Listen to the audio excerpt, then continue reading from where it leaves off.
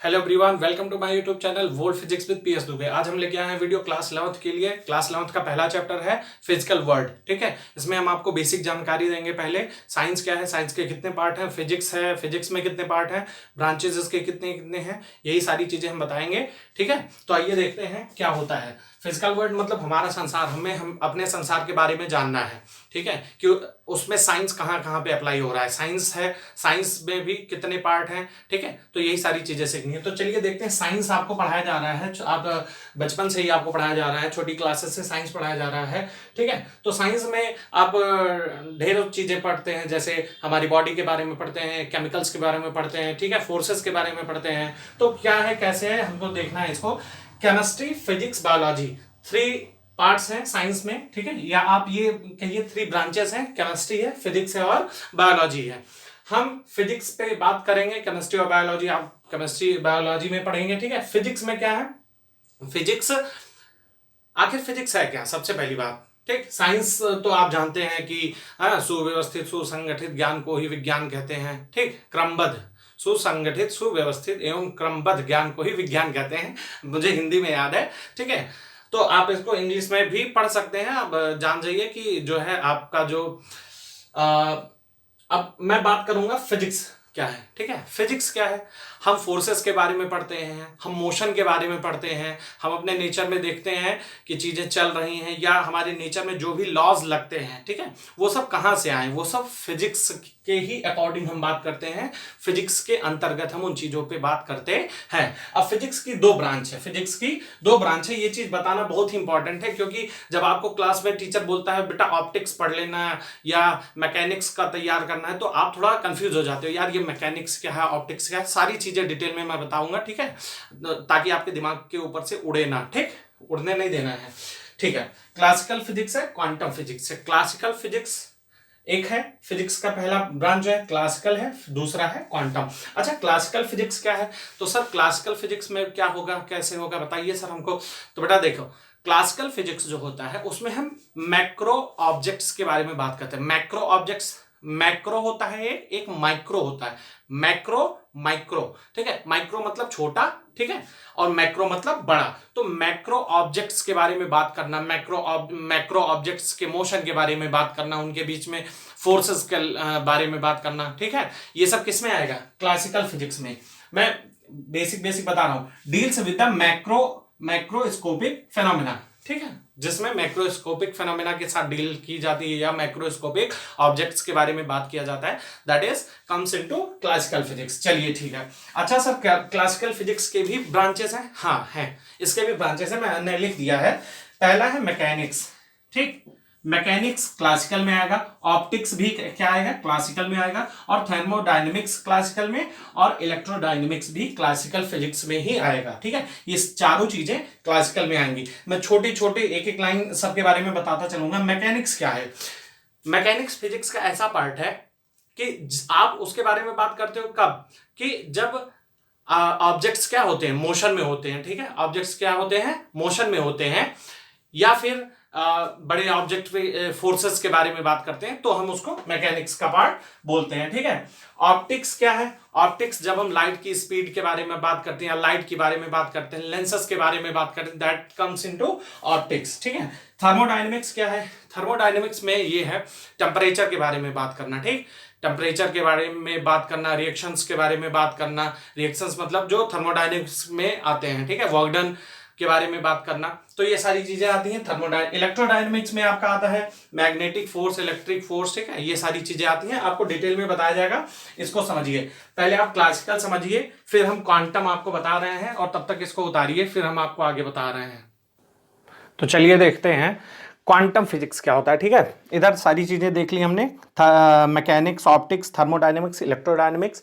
Electrodynamics में electric forces हैं, magnetic forces हैं। ठीक है, थर्मोडायनेमिक्स में टेम्परेचर के बारे में बात कर रहे हैं, वर्क डन के बारे में बात कर रहे हैं, जो भी चीजें हैं। अब क्वांटम फिजिक्स आता है। ठीक है, क्वांटम फिजिक्स थोड़ा बोलने में अच्छा लगता है, क्वांटम थ्योरी, क्वांटम थ्योरी का नाम सुना है? क्वांटम थ्योरी, ठीक है, बस अब मैं बता रहा हूं, ठीक है। क्वांटम फिजिक्स जो है deals with the microscopic phenomena. Microscopic मतलब छोटी स्केल पे हम इनमें बात करते हैं, छोटी स्केल की चीजों की बात करते हैं, ठीक है। माइक्रो मतलब छोटे ऑब्जेक्ट्स नहीं होते हैं एक्चुअली छोटी, वो छोटा स्केल होता है, उस पर हम बात करते हैं। माइक्रो मतलब छोटा, माइक्रोस्कोपिक फेनोमेना होता है। अच्छा, इसमें बातें किन किन चीजों में हो सकती हैं?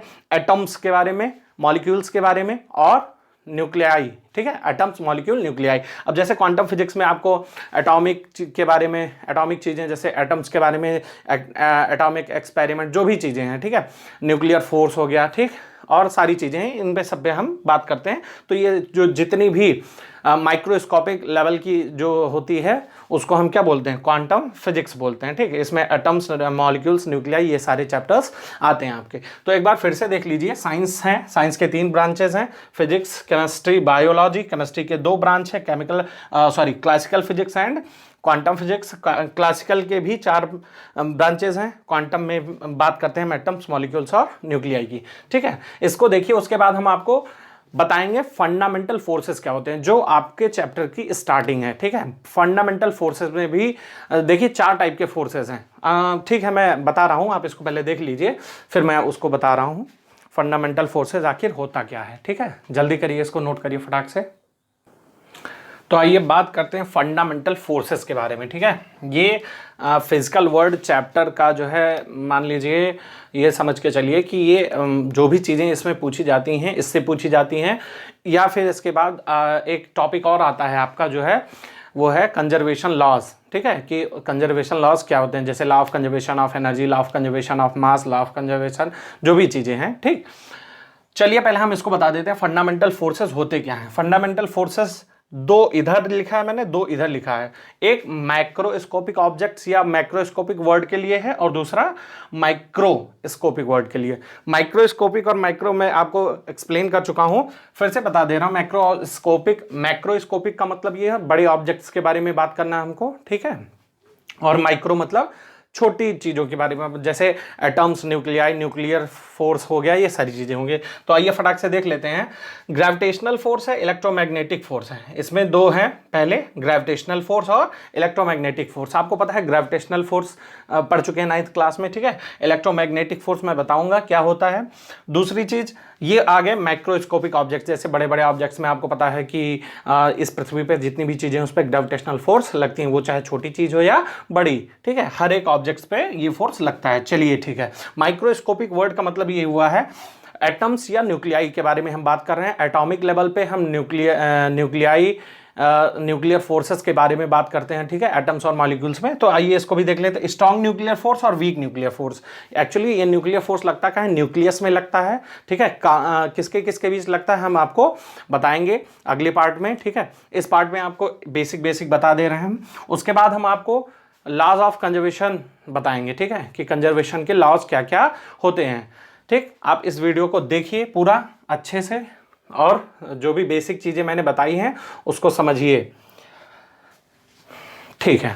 तो चलिए इस वीडियो को तब तक देखिए, लाइक कीजिए, शेयर कीजिए, सब्सक्राइब कीजिए, और क्लास 11 वाले बच्चे जो हैं वो अच्छे से वीडियो को देख रहे हैं, और आप लोग वीडियो को देखते रहिए। आपको नॉलेज दिन पे दिन जो है हम देते रहेंगे। आपको जो है एक्स्ट्रा नॉलेज भी हम 2 मिनट या 5 मिनट की वीडियोस बनाते हैं, उसमें भी देते हैं। और जो भी वीडियोस के पार्ट हैं आपको डिस्क्रिप्शन लिंक में मिल जाएंगे, आप डिस्क्रिप्शन को ज़रूर चेक कीजिए। और हमारा फेसबुक पेज है, उसको ज़रूर फॉलो कीजिए, उस पर पर डे पोस्ट पड़ती हैं, तो आप वहाँ पर आप अपना आंसर देके जो है अपने नॉलेज को गेन कर सकते हैं। और कोरोना चल रहा है, आप घर पे रहिए, सेफ रहिए, सुरक्षित रहिए। Stay home, stay safe, and stay learn with me. Thank you.